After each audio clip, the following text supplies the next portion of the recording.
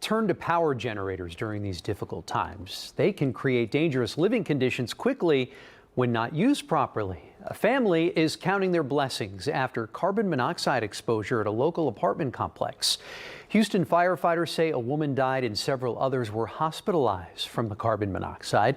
KPRC2's Corley Peel is live outside the Vintage Apartments off 43rd Street with how this all stemmed from a generator. Corley.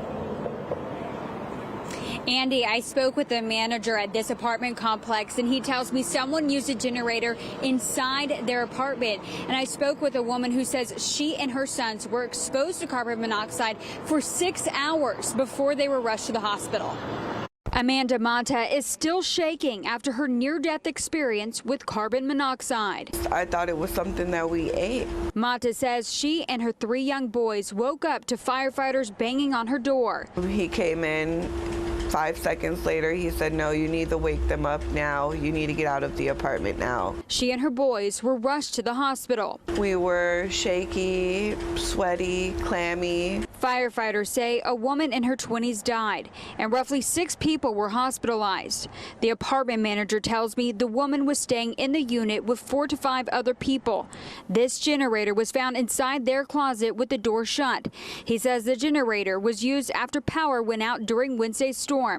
Mata lives right behind that unit and says she is grateful her family is okay. I heard from 10 people that day, including medical personnel, that we were lucky to be alive, that we were lucky not to be found in critical condition or deceased. She and her son still have a long road to recovery.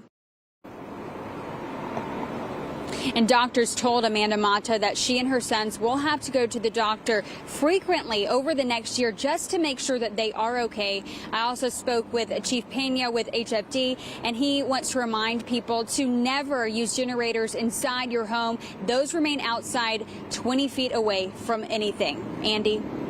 You mentioned the exposure for 6 hours, Corley. Did the apartments provide other living arrangements for residents when the power went out? So the apartment manager here, he told me that not all of the units had power outages after that storm. Only a handful did. And those that did lose power were offered hotel arrangements. Now, I am told from residents that live here that there was no carbon monoxide alarms. But one resident actually went out and bought those alarms for people in the building that were exposed to carbon monoxide. Life-saving devices, no doubt. Corley Peel live for us tonight. Thank you.